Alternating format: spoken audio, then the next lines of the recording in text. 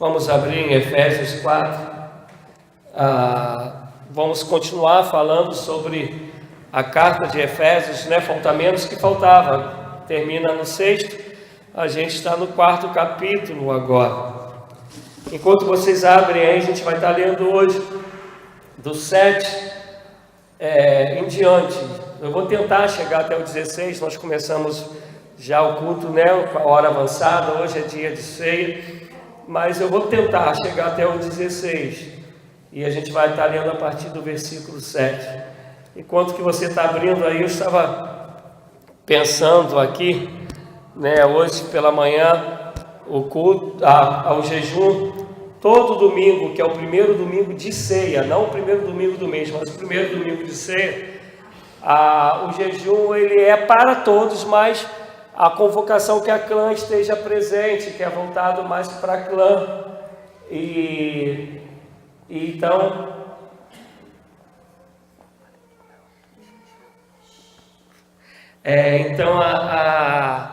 a gente, de manhã a gente ouviu algumas orações falando sobre às vezes a igreja está vazia, sobre a liderança não obedecer o chamado do líder, que nesse caso, né, sou eu, como pastor da igreja metodista em Curicica. E eu estava olhando e vendo, ouvindo as orações e vendo agora o número que nós somos, e estava pensando sobre os colégios, as faculdades, colégios de maneira em geral. Vamos aí ver os estudantes e professores, qual a porcentagem de falta que a gente pode ter na escola? 25% de falta. A gente tem que ter 75% de presença. A gente pode ter até 25% de falta. Se você faltar mais do que isso, você está reprovado. Então, se a gente pegasse e dissesse, porque na verdade que o culto é uma escola, que as programações da igreja são uma escola, eu digo, se dissesse, porque na verdade porque eu quero crer que todos os cultos nós aprendemos, amém? Amém, amados? É ceia de quarta, domingo de manhã, domingo à noite, no dia que for, a palavra do Senhor é lida e a graça e a glória de Deus é revelada e manifesta. Então, tendo em vista que a gente está falando sobre a maturidade e unidade, para entender sobre maturidade, a gente tem que compreender que a gente tem que crescer para ser maduro. E se a gente está aqui para crescer, a gente vai crescer pela palavra de Deus, pela comunhão entre os irmãos. Se a gente falta 2 cultos no mês, isso durante todo o ano, a gente vai ultrapassar os 25% de falta. E se a gente estivesse, então, chegar no final do ano e ser reprovado, a maioria de nós estaria reprovado, pelo menos na igreja metodista em Curicica. Porque a gente normalmente, isso eu falo com o pastor, a esmagadora maioria tem mais de 2 ausências durante o mês. E eu fico pensando como a gente quer crescer, como a gente quer ser aprovado, como a gente quer amadurecer, quer chegar à maturidade, se a gente não quer aprender, se a gente não quer estar presente, se a gente não quer compartilhar, se a gente não quer caminhar junto, se a gente não quer estar unido. E a gente hoje vai falar um pouquinho sobre isso. Vamos estar lendo Efésios 4, a partir do versículo de número 7, porque até então eu tinha pregado na última vez até o 6. Mas a graça foi dada a cada um de nós segundo a medida do dom de Cristo. Por isso diz, subindo ao alto, levou cativo o cativeiro e deu dons aos homens. Ora isto, ele subiu, que é senão que também antes desceu as partes mais baixas da terra. Aquele que desceu é o mesmo que subiu acima de todos os céus para cumprir todas as coisas. Ele mesmo deu uns para apóstolos, e outros para profetas, e outros para evangelistas, e outros para pastores e doutores, em algumas traduções, mestres, tendo em vista o aperfeiçoamento dos santos para o desempenho do ministério, para a edificação do corpo de Cristo, até que todos cheguemos à unidade da fé e do pleno conhecimento do Filho de Deus, a perfeita varonilidade, à medida da estatura da plenitude de Cristo, para que não sejamos mais meninos, inocentes, inconstantes, levados ao redor por todo o vento de doutrina, pelo engano dos homens que com astúcia induzem ao erro. Antes, seguindo a verdade em amor, cresçamos em tudo naquele que é o cabeça, Cristo, do qual todo o corpo, bem ajustado e ligado pelo auxílio de todas as juntas, segundo a justa operação de cada parte, faz o seu propósito, seu próprio aumento para a edificação de si mesmo em amor. Eu tenho tentado todas as manhãs aqui no domingo fazer um resumozinho do que a gente já tem falado até o capítulo e os versículos atuais. E a gente vai lembrar que nos capítulos, principalmente nos 3 primeiros capítulos, nós falamos, Paulo vem falando aos nossos corações, sobre tudo que Jesus Cristo conquistou na cruz em nosso favor. E dentro de algumas coisas a gente viu que sempre, todas as coisas é para louvor da sua glória. Vamos repetir isso, só para ficar gravado? Tudo que somos e fazemos, tudo que Deus conquistou é para louvor da sua glória. Uma vez mais, para louvor da sua, não é para mim, nem para você. Não é para a nossa glória, é para louvor da glória de Deus. E é óbvio que quem ganha as benéfices disso, quem é abençoado com tudo isso, ainda que seja para a glória dele, somos eu e você. Eu vou dar um exemplo prático, quando a Bíblia vai dizer assim, que honra teu pai e tua mãe, que é o único e primeiro mandamento, com promessa, para que se prolongue seus dias sobre a terra. Quem é pai e mãe sabe disso. Um exemplo, o pai que só teve a primária e vê o seu filho se formar na universidade, a alegria no coração desse pai e dessa mãe é enorme, não é? Ainda que o benefício seja para o filho, mas quem recebe uma glória tremenda é o pai e a mãe, não é assim?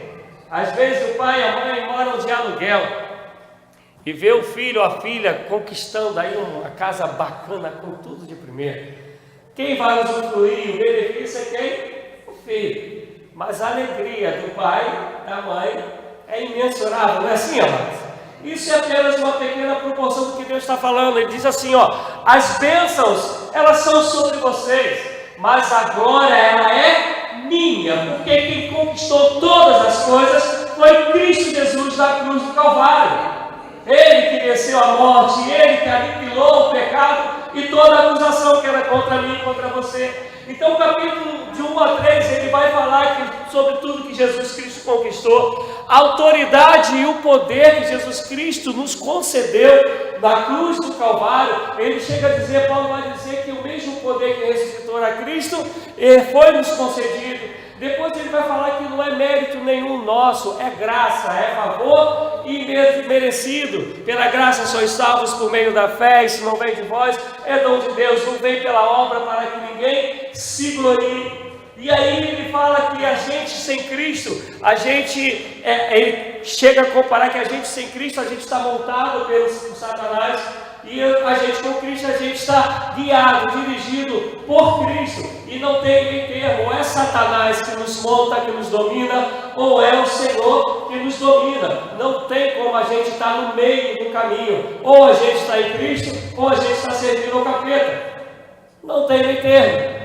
Então a gente precisa compreender isso, que Paulo está dizendo que Deus conquista em Cristo Jesus todas essas coisas, e quando ele conquista isso, ele não conquista mais somente para o judeu, não é somente para o homem, não é somente para o grego, ele conquista isso para todas as línguas e todas as nações, todos os homens, todas as mulheres, todos os jovens, todos os velhos. Jesus na cruz veio para resgatar e salvar a todos, e de todo esse povo fazer um só povo, para a glória do nome dele. E aí ele entra no capítulo 4 dizendo assim, olha só, agora vocês já sabem quem vocês são para Cristo, o amor que Cristo tem por vocês, o que Cristo fez, o que Ele concedeu, a autoridade e o poder que está sobre você através do Espírito Santo, que Ele chama de penhor, que está sobre mim, está sobre você. E aí ele fala, vocês tendo isso,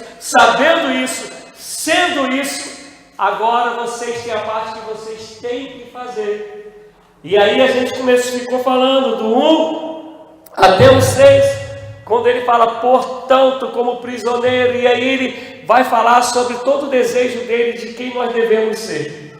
E até que ele chega no versículo 7, e vai dizer que nós entendendo, que é o que ele vai dizer nos primeiros capítulos, do versículo 4, que existe um só corpo, um só Espírito, uma só fé, que é um só Deus que opera tudo em todos, como Paulo também fala em 1 Coríntios 12, ele vai chegar para mim e para você e vai falar assim, ó, mas nós recebemos uma capacitação dada por Deus.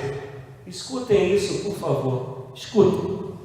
Entendam isso, ninguém foi chamado para ficar com bumbum e pão na igreja.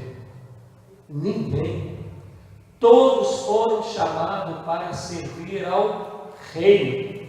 Escutem o que eu vou te dizer. A maioria de nós vem ao culto para receber. Eu quero te dizer que você precisa se converter nessa manhã. Paulo gasta 3 capítulos falando de tudo que a gente já conquistou na cruz em Cristo Jesus. E quem lembra das pregações e lembra dos capítulos, em momento nenhum Paulo está falando de coisas materiais. Ele está falando de coisas espirituais, sobrenaturais, poder e glória do Senhor que se manifesta em nossas vidas, na vida material, mas é espiritual, é sobrenatural, não é desse mundo, por isso que é pelo Espírito. E aí, por isso que Mateus 6, como eu conversava com a irmã ali embaixo, vai dizer, buscar em primeiro lugar o reino dos céus e a sua justiça, e todas as demais coisas vos serão acrescentadas. Olhe para os lírios do campo, nem Salomão, em sua grandeza, se vestiu como eles, muito mais vale vocês do que os lírios, é o Senhor dizendo. As outras coisas ele sabe. E ele inclusive nos dá uma ajuda, ele fala que nós não sabemos orar como convém, mas o Espírito intercede por nós com gemidos inexprimíveis. Ele vai dizer ainda, pedi e não recebeis, porque pedistes mal para gastar em vossos próprios deleites. Ele sabe o que é bom para nós, o que a gente precisa. Antes das palavras virem às nossas bocas, o Senhor já as conhece. E se o Pai da terra não sabe dar boas dádivas, quanto mais o Pai celestial nos dará o Espírito. Ele está falando de coisas do céu.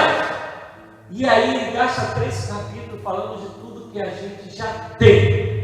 A partir do que a gente já tem, eu quero te dizer, agora o teu chamado é servir. O teu chamado não é mais ficar sentado na beirinha da entrada da igreja, como o capítulo 3 de Atos, pedindo esmola. Porque quando o milagre chega na vida daquele aleijado, ele que deixa de ser aleijado, ele entra na igreja e começa a glorificar ao Senhor e dizer que Jesus o havia curado. Não é mais para a esmola, tu entra para adorar, tu entra para glorificar, tu entras para exaltar aquele único que é digno de todo louvor, de toda adoração, de toda glória.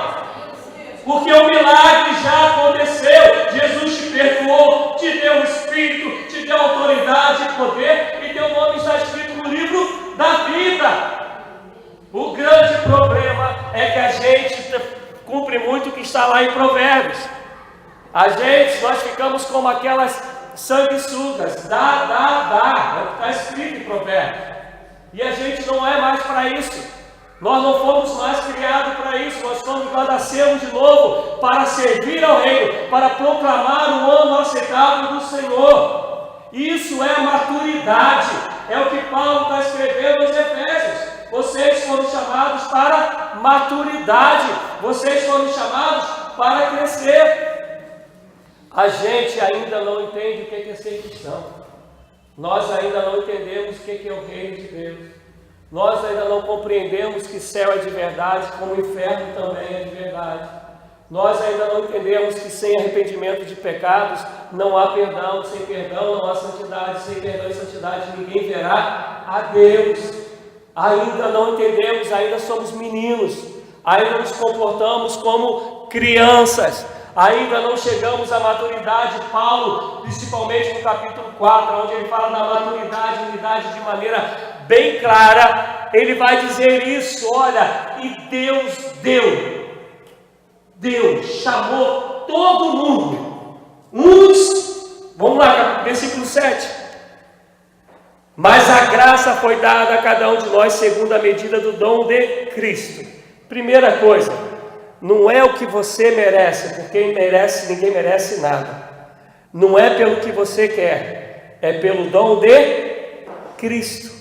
Mateus, ele vai chegar a dizer, eu creio que alguns de vocês lembram dessa passagem, mas Mateus, ele vai chegar a dizer que o Senhor, lembra daquela passagem, Mateus 25, se eu não me engano, do 13 ao 30, 15 ao 30, por aí, ele vai falar que o Senhor deu a um 2 talentos, a outro 5 talentos, a outro 10 talentos.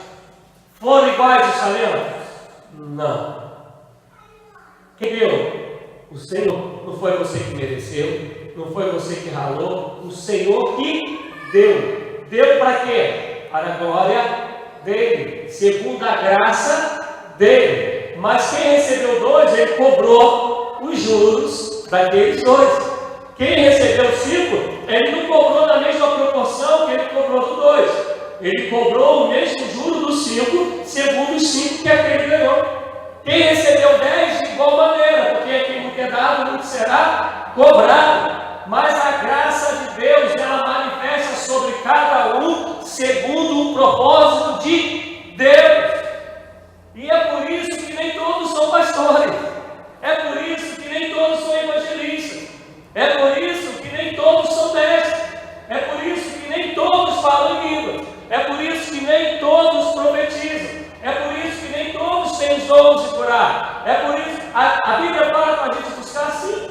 Buscar com zelo os melhores dons, que eu vos mostrarei o caminho mais excelente. Mas quem lembra da passagem vai dizer que esses melhores dons é para a comunidade onde você está inserido. Você detecta ali a necessidade daquela comunidade e você vai buscar em Deus esse dom para aquela comunidade onde você está inserido e suprir a necessidade dela. Mas precisamos entender que eu não tenho que ficar, até porque inveja do inferno não é de Deus, com inveja de como Deus usa o outro e não usa a mim. Eu não tenho que ficar com ciúme, com zelinho, por que o outro toca mais, canta mais, por que o outro prega melhor. Até porque isso aí, além do dom, a gente falando dessas partes mais comuns, vamos dizer assim, além do dom tem a entrega. Deus pode ter te chamado para pregar, amado. Mas vai, senta um pupuzinho, gasta o joelhinho e vai ler a Bíblia, vai orar, vai estudar. Do contrário, não vai adiantar. A gente precisa compreender que Deus ele nos chama, mas requer de cada um de nós uma responsabilidade. Ele requer de nós uma entrega. Hoje, na aula que o Cláudio estava dando aqui, estava falando sobre o reino de Deus é semelhante ao homem que encontra um tesouro. Por causa do tesouro ele vende tudo que ele tem e compra o terreno, mas ele vende e compra aquilo que é melhor. Nós precisamos compreender que a nossa entrega ela tem que ser real, ela tem que ser integral, para que o chamado que Deus tem para nossas vidas, que eles se cumpram. E precisamos entender que todos têm um chamado. Todos. Ninguém foi chamado. Vamos fazer uma pergunta. Na manifestação do Atos 2, do Espírito de Deus, em Pentecostes, fica bom para todo mundo estar sentadinho? Não. O povo estava em pé e a glória se manifestou. E Deus começou a usar o povo com sinais e maravilhas, a ponto deles terem que alcançar o mundo.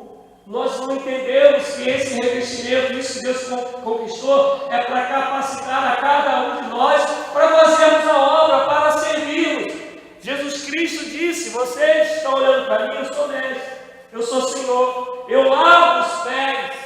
E se você me chama de mestre, Senhor, está me vendo lavar os pés, como eu faço, fazeis vós também. Porque o Filho do Homem não veio para ser servido, mas para servir e dar a sua vida em resgate de muitos. Eu e você, cada um do menor ao maior, tem um chamado. Você pode querer não ouvir a voz de Deus, você pode querer se esconder, você pode querer se ocultar, mas todos nós temos um chamado, e nem o chamado de nenhum é melhor do que o outro. O que pode gerar é mais responsabilidade humana, porque aquele que chama, ele capacita. Porque quem dá o dom é Ele, está dizendo Paulo, segundo a graça dele. E eu, como pastor, um dia vou prestar conta como pastor. Tu que és evangelista, tu que és missionário, quem é qual chamado que você tenha, você vai prestar conta segundo a graça de Deus sobre a sua vida, segundo o chamado de Deus sobre a tua vida. Quer você queira, quer não, o juízo vai chegar. Como diz o bispo Paulo Rangel, o boleto vai chegar na tua casa para tu pagares a conta. Não tem para onde correr. Ah, pastor, não tenho dom nenhum, então você precisa se converter. Porque o dia que você se converter, o Espírito vai te dar dom, porque o Espírito foi enviado para isso, para manifestar. Lembra? 1 Coríntios 12, o Espírito manifesta os dons, o Senhor Jesus Cristo, o ministério, e é Deus que opera tudo em todos. Não tem como eu ser de Cristo, ter o Espírito e não ter dom e não ter o ministério. Deus não cria ninguém, me perdoa a expressão, tá? Me perdoa, mas eu vou falar. Deus não cria ninguém para ser vagabundo espiritual. Todo mundo foi chamado para ser trabalhador. A seara é grande, poucos são os ceifeiros, mas a seara é para todo mundo. Deus está clamando, preciso de ceifeiros, preciso de quem trabalhe, preciso de quem entende o que eu já conquistei na cruz, o revestimento que eu já dei, a capacitação que já tenho, e vá fazer a minha obra no nome do Senhor Jesus. É Deus falando. Precisamos entender, não existe essa coisa de Cristo em casa. Meu pai vive nisso. Eu oro quase todos os dias, Deus transforma o meu pai. Não existe. Povo de Deus que é de Deus vive em comunhão, em unidade, e povo de Deus que é povo de Deus faz a obra cumprindo o chamado de Deus, segundo a graça de Deus sobre cada um. Há uns 5, 10, 2, e Deus vai distribuindo, segundo a tua graça. Eu vou falar mais ainda um pouquinho disso na frente. Versículo 8. Por isso diz, subindo ao alto, levou cativo o cativeiro e deu dons aos homens. Se você depois quiser, que eu vou me apressar um pouquinho, né? A gente já pegou o microfone um pouco tarde, mas se você quiser, aqui quando ele fala no versículo 8, ele está fazendo referência ao Salmo 68, versículo 18, que vai dizer que levou cativo o cativeiro. E eu vou fazer um resumo rapidinho para vocês entenderem. Quando o salmista escreve o Salmo, ele está tendo no seu coração, como a gente faz hoje, aquilo que é de mais conhecimento do nosso tempo, da nossa época. Hoje é muito difícil você falar alguma coisa sem usar informática, ou uma linguagem informática. É muito difícil, porque isso é o que está gerando o mundo. E então o salmista, quando ele escreve dentro da sua realidade. O que é uma das vivências dele? Seriam 3, mas eu vou falar sobre uma por causa do tempo.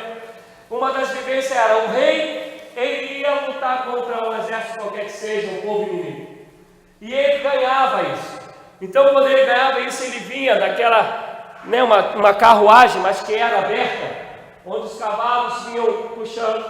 Ele vinha em pé e ele pegava algumas riquezas do que ele tinha recebido, algumas joias, alguns ouros, e saía distribuindo para o povo. Isso era a entrada triunfante de um rei vencedor, de um rei vitorioso, e derramando sobre o seu povo bênçãos, riquezas, dons. E aí Paulo deve emprestado essa palavra, essa frase, essa explicação lá do Antigo Testamento, do salmista, e está falando que o rei vitorioso, o vencedor que venceu a morte, o Cristo ressurreto, esse que venceu o pecado, ele deu ao povo, ele levou cativo o cativeiro, ele venceu os inimigos e derramou sobre o povo esses ministérios, esses dons, que aqui na verdade está falando mais especificamente dos ministérios, versículo 9. Ora, isto é, ele subiu, quer senão que também desceu, que antes desceu as partes mais baixas, aquele desceu mesmo que subiu acima de todos os céus para cumprir todas as coisas. E ele mesmo deu uns para apóstolos, e outros para profetas, e outros para evangelistas, e outros para pastores e doutores, tendo em vista o aperfeiçoamento dos santos, para o desempenho do ministério, para a edificação do corpo de Cristo. É esse Jesus, vou repetir uma vez mais, 1 Coríntios 12, o Espírito é responsável pelos dons.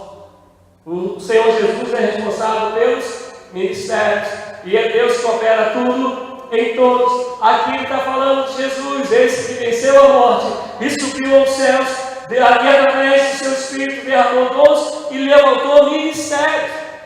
Mas o interessante que você vai ver, e eu falei um pouco isso no jejum, aqui a gente vê alguns ministérios se apresentados. E eu não sei se eu vou conseguir pregar até o 16, mas eu vou tentar. Ele está falando que aqui a gente vai ver, aqui estão todos os ministérios? Claro que não, mas aqui são os ministérios mais necessários, mais evidentes para a época que Paulo escreveu, que era quando a igreja estava se organizando. E aí você vai reparar que dentro do que eles destacam, existem dois que falam sobre ensino. Ele está falando sobre mestres e pastores, ou pastores e doutores. E os dois têm responsabilidade da palavra, têm responsabilidade do ensino. Por favor, há um ditado antigo dentro do povo evangélico que diz assim: pastor não gera ovelha, ovelha que gera ovelha. Quem aqui já escutou isso? Todos já escutamos que quem gera ovelha é ovelha. Eu concordo discordando disso, porque eu também sou ovelha do Senhor Jesus e tenho que gerar ovelha, e tenho um prazer tremendo. Quem me conhece sabe disso, Se der uma hora eu entro de carrinho para falar de Jesus, não tem jeito.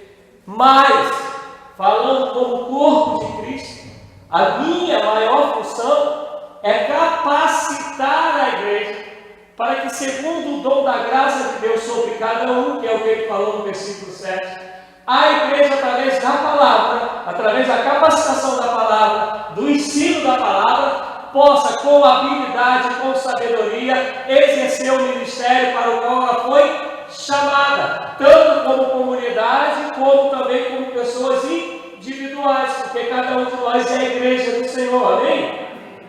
Então eu quero que vocês entendam que falando de mim como pastor, o meu maior papel, o meu principal, o meu primeiro papel é capacitar vocês, porque sem palavra não há igreja do Senhor. E aí de manhã, quem estava aqui no jejum, eu dei o exemplo inclusive de Coríntios, quando eu falava sobre dons. Vocês vão ver que Coríntios, o que sobejava, o que tinha de montão em Coríntios era dons espirituais. Meu Deus, o maior trabalho de Paulo é levar a palavra para os coríntios, porque é a palavra que os ensinava a exercer os dons, a palavra que os ensinava a se comportarem dentro da igreja e fora dela. E Paulo, na verdade, eu falava isso mais cedo, ele escreveu 4 cartas aos coríntios. 2 chegaram lá, e são as que a gente tem aqui na Bíblia, mas ele escreveu 4, para você ver o trabalho que deram a Paulo por terem dons e não terem a palavra. Por isso que a palavra vai dizer que passarão os céus e a terra, mas a minha palavra não passará.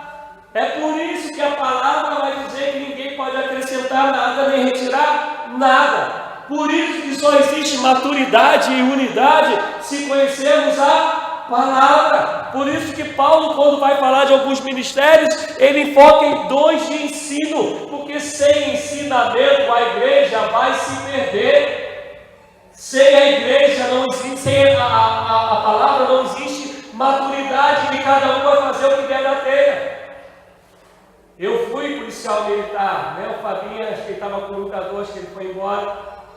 Quem foi militar de qualquer área, mas particularmente policial militar, você sabe que se você entrar numa incursão e um só, ele não fizer o que está programado, se for dentro de uma favela, ele coloca em risco toda a equipe que com ele está. Todo. Eu, na época que eu estive apoiando a Rocinha, foi a Rocinha, isso em 2003, mais ou menos, 2004. Eu era de Campo Grande, mas estava apoiando a Rocinha.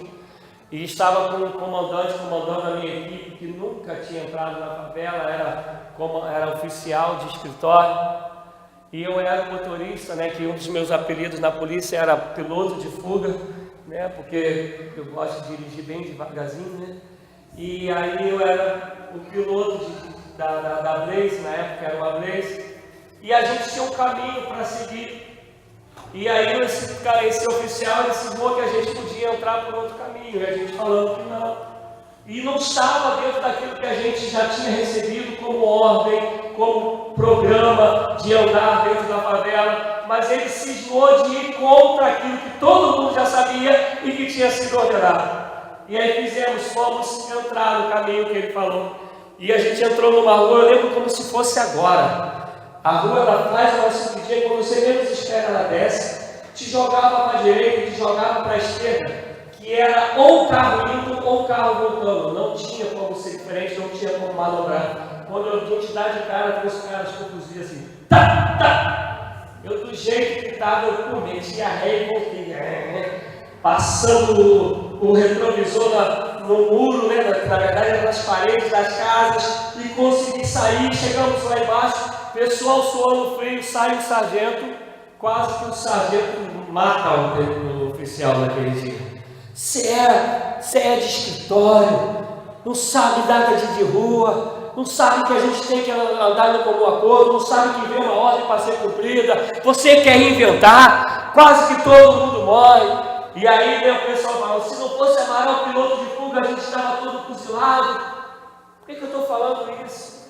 Porque sem a palavra, cada um vai querer fazer o que dá na telha, vai chegar cheio de invenções, a gente vai ter um montão de gente junto, mas nunca a gente vai ter uma igreja unida, a gente vai ter um montão de gente que pode até falar em línguas estranhas, virar cambalhota, dar saltos pirotécnicos, mas nunca vai ter chegado à maturidade.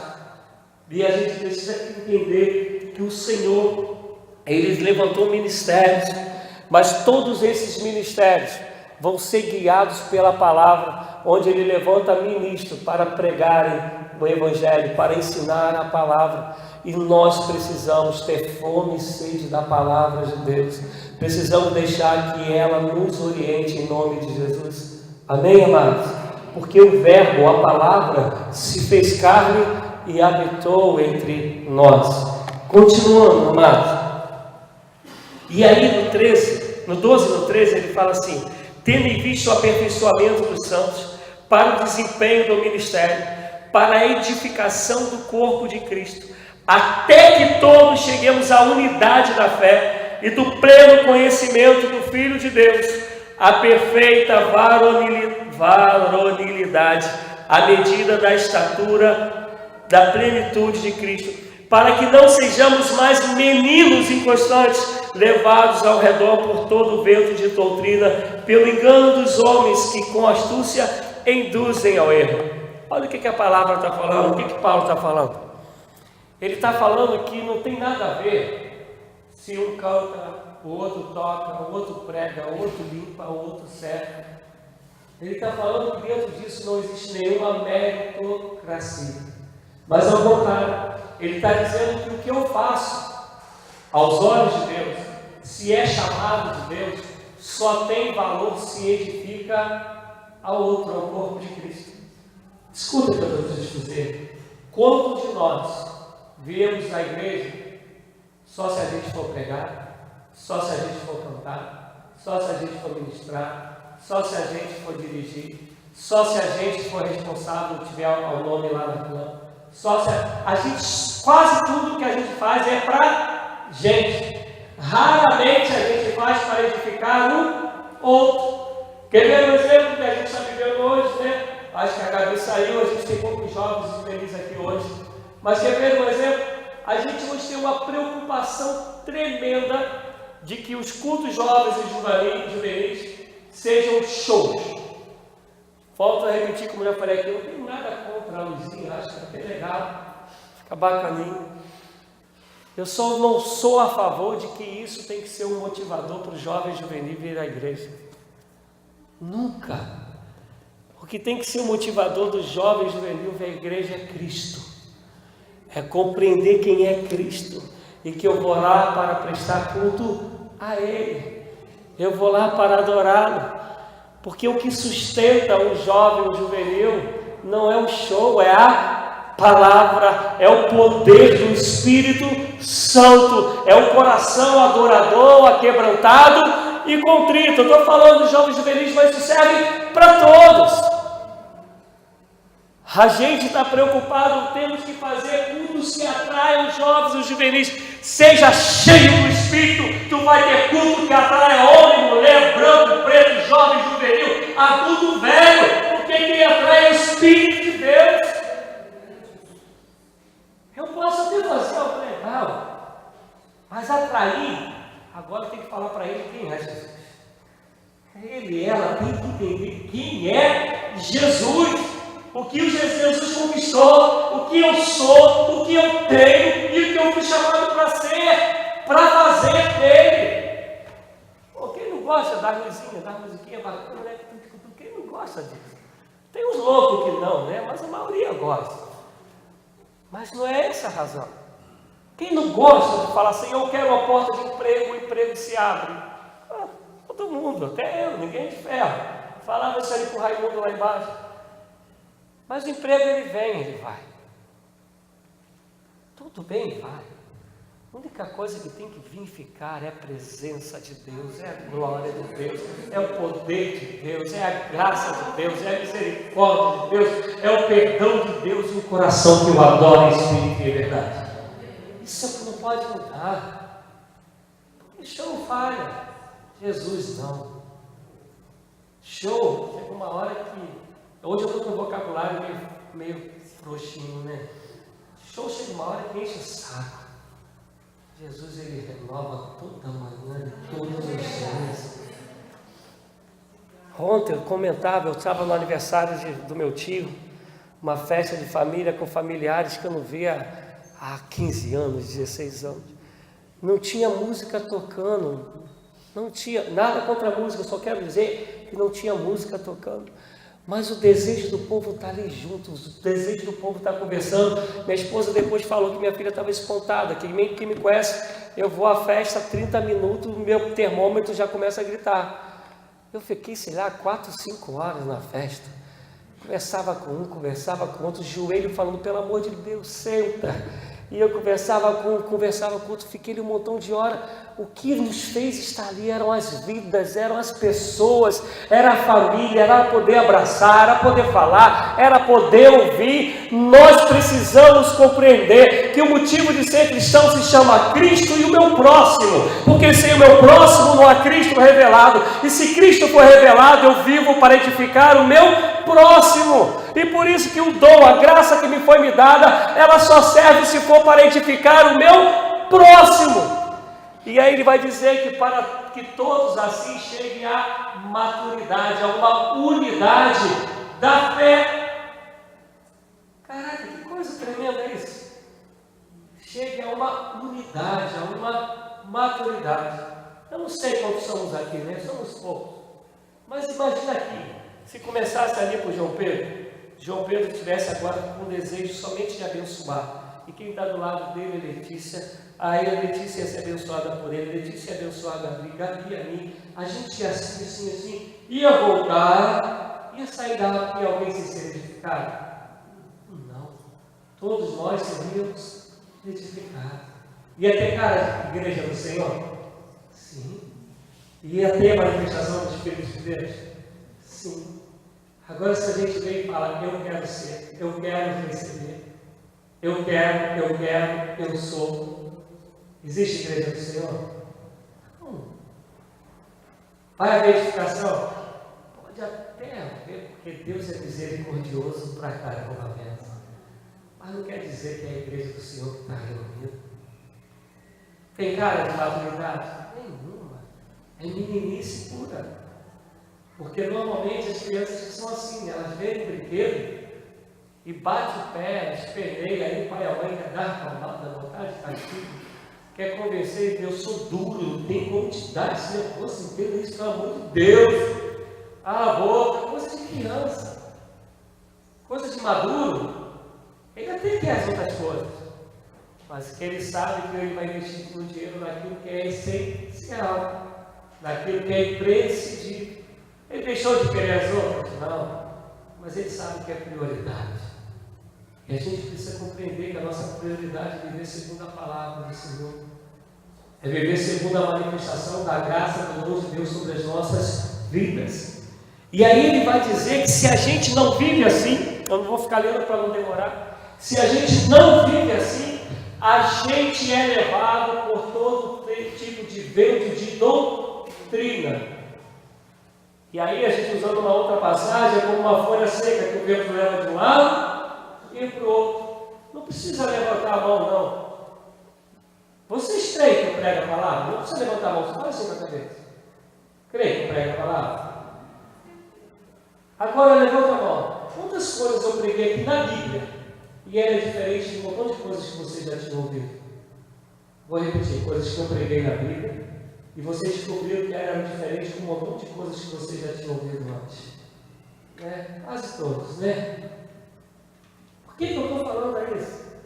Porque quantas vezes a gente é levado a um montão de novidadezinhas que aparecem, um montão de coisas que são bonitas, que são bacanas, a gente crê e vai embarcar nisso, porque não compreendeu de fato o que é a palavra e como a palavra me convida para ser. Vou dar um exemplo atual. As igrejas que mais enchem são as igrejas que te fazem promessas. Reparou que é bem diferente do que eu estou pregando nessa manhã? Porque o que Paulo está dizendo é que nós já somos. Paulo está dizendo que nós já temos. O chamado agora é para ser. E sendo, todas as demais coisas nos serão acrescentadas. Esse é o Evangelho.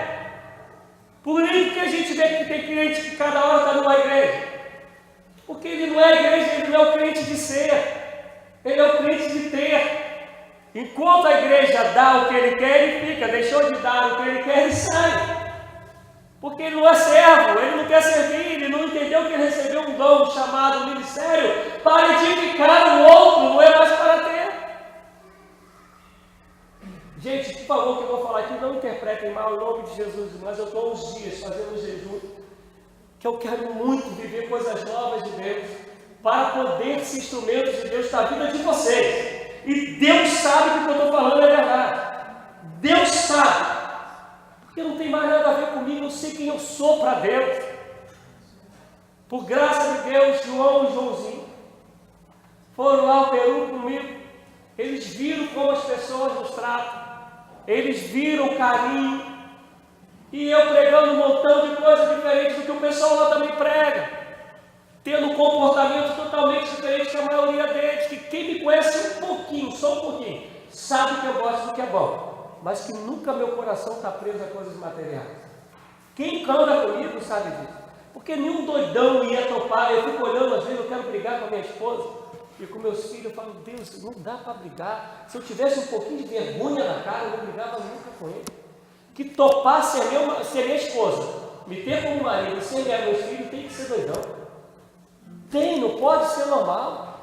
Tu quase sempre andar com carteira vazia e fazer doideira, vamos fazer isso, vamos fazer aquilo, abrir mão de um montão de coisa para poder estar num monte de lugar que tem gente que ainda não vai estar satisfeito, e você embarcar nisso, e a esposa está ali junto, os filhos estão juntos.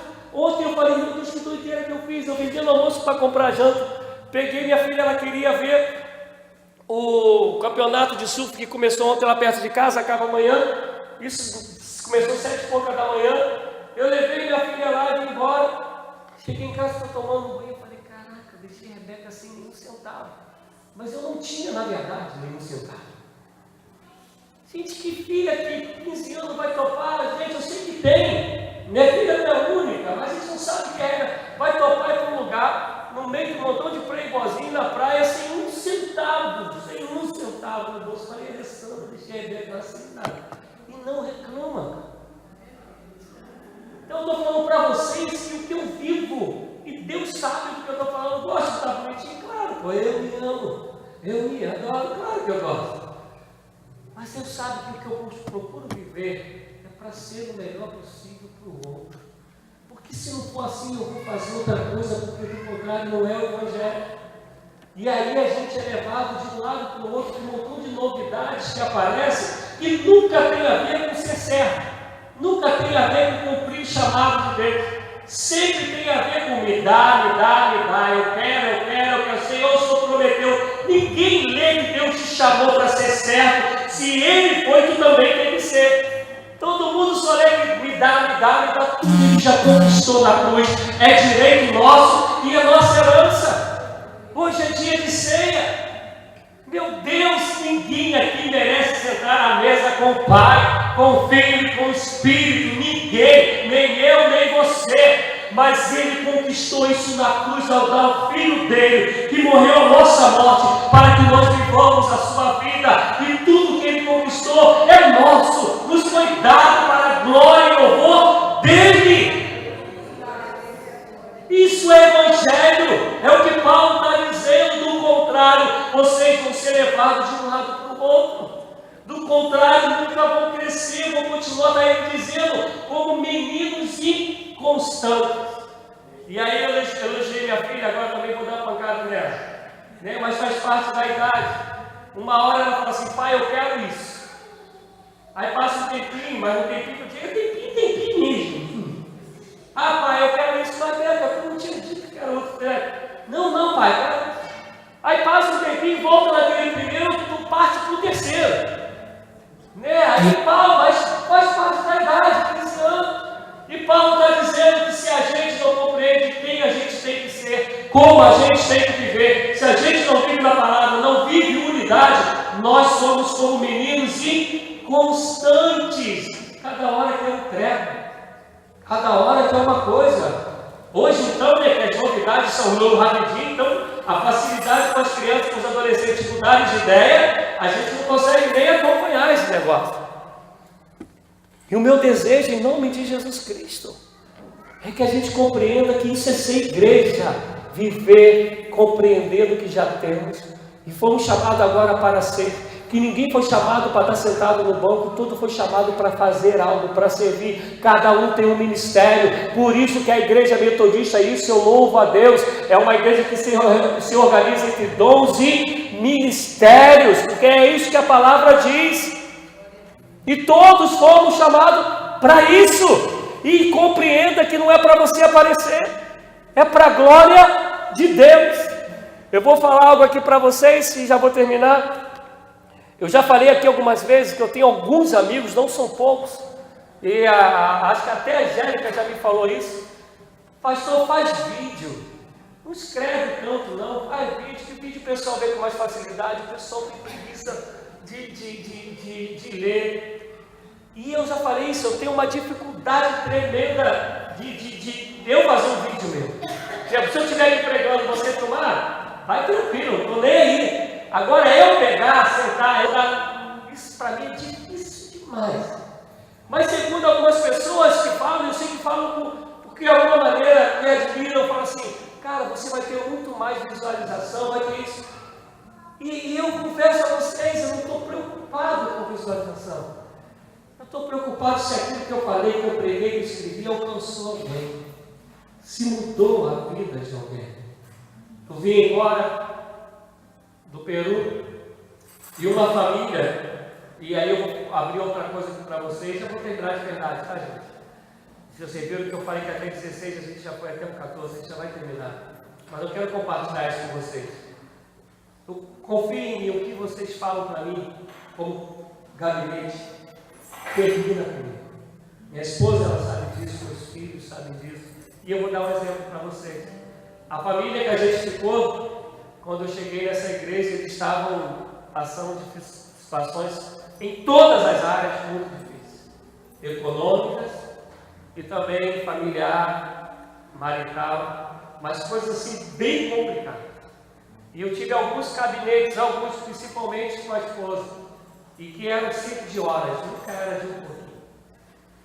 E quando nós chegamos lá, inclusive, a menina, né, ela já não ia à igreja há meses. E o marido, ele chegava 5 minutos para acabar o culto, diante de Deus. Não estou mentindo, 5 minutos, que lá a oferta era sempre no final, como era metodista antigamente. E ele chegava, já ia para o pecado lá, piano, tocava a música da oferta, era a bênção apostólica acabando. E nesses dias a gente lá, a Alessandra descobriu de coisas e até vizinha de testemunho falou como esse casal vivia, e porque essa vizinha também queria alguns aconselhamentos, mas não deu para alcançá-los, de como eles viviam e como eles vivem hoje, da família que eles eram e a família que eles hoje em dia são. O João contou isso lá. E a Alessandra nunca soube, né? Sabia alguma coisa mais do que a própria família dizia, mas as coisas profundas ela foi descobrir agora que eles lá contaram. E a hora que eu vim embora, ele falou assim: pastor, Deus sabe, está em espanhol, mas está no meu zap, como a vida do Senhor transformou vidas aqui no Peru, a sua vida e a sua família. E eu falo para vocês, eu falo para vocês, isso não tem preço. Porque quando eu ouço alguma coisa assim, o meu coração fala assim: eu sou de Jesus. Porque essa é a função da vida. A função da vida é viver para o Senhor. E só vive-se para o Senhor se você vive para o seu próximo. Se você diz que ama a Deus que não vê, e não ama o seu irmão que não vê, você é mentiroso. Só é igreja se o que eu tenho o que eu tenho por causa de Deus, que não é para mim, é para a glória dele, e que só faz sentido, só faz eu ser de Jesus quando isso é para edificar o meu próximo. Do contrário, eu sou menino. Do contrário, eu sou criancinha, levado por qualquer vento de doutrina. Às vezes, como pastor, eu fico triste de ver a igreja vazia, mas eu conversava com o pastor esses dias, mas eu confesso a vocês, eu não fico com dor na alma por minha causa, não. Eu fico com dor na alma por causa da igreja, de pessoas que ainda não conseguiram entender o que é ser cristão, porque eu volto a dizer, eu sei quem eu sou para Cristo, e quem Ele é para mim principalmente. A minha dor é de falar como Jesus falou: Senhor, quantas vezes eu quis, ó Jerusalém, acolher a vocês como a galinha que acolhe os seus pintinhos debaixo das suas asas, mas vocês não quiseram. Como eu desejo ver isso aqui cheio de poder de Deus, pessoas que se amem, que se respeitem, que tenham palavras para edificar, para ajudar, para socorrer. A gente tem facilidade para fofoca, para acusação, para um montão de palhaçada. E eu vou terminar. 15 não, vou ler o 15 e o 16 para acabar. Antes, seguindo a verdade em amor, cresçamos em tudo naquele que é o cabeça, Cristo, do qual todo o corpo, bem ajustado e ligado pelo auxílio de todas as juntas, segundo a justa operação de cada parte, faz o seu próprio aumento para a edificação de si mesmo em amor. Quem aí, né, o Romundo, eu sei que mexe com peças, o João é meio curioso, eu não sei quem mais aqui tem. Você vai pegar alguns aparelhos, você não tem a possibilidade de ter nenhuma folguinha nele. Se a parte mecânica ela tiver com qualquer folga, né, sim, irmão? O aparelho ou ele perde força, ou ele vai fazer você gastar mais, ou as duas coisas juntas, e por aí vai, mais ou menos assim. Quem aí tem carro a gás, sofre quando o carro desregula, né? O gás desregula. Não precisa dar problema não, ele só desregulou. Você já sofre um perrengue tremendo, se acelera, o bicho não sai do carro, vai passar da gasolina para o gás, o dito cujo morre, né? E Paulo está falando que o corpo de Cristo, que entendeu tudo isso que ele escreveu, vai crescer e são conjuntas que ficam bem ligadinhas, estão assim bem encaixadas, bem coordenadas, não há brechas, não há espaços vagos, todas as brechas estão tapadas, o encaixe aconteceu de maneira perfeita. E ele fala que quando se vive assim, há um crescimento, há um aumento. Aí lembra de Atos? E Deus, o Senhor, acrescentava todos os dias aqueles que iam se convertendo, aqueles que iam crendo. Está Paulo falando de novo, se existe esse encaixe que havia em Atos, essa maturidade, essa unidade, essa comunhão, essa vida para a glória de Deus, sabendo que tudo vem dele, por ele, para ele são todas as coisas, fala que existe esse aumento, e que é o aumento em amor. O meu desejo, amados, é que pelo menos esses versículos se cumpram na nossa vida, que se cumprir isso, se cumpriu o Evangelho. Meu desejo é que nós que aqui estamos, deixemos os nossos corações e mentes abertos, para que a palavra de Deus não somente entre nós, mas para que ela frutifique em nós. E não somente entre e frutifique, mas que ela possa nos levar a alcançar outras vidas.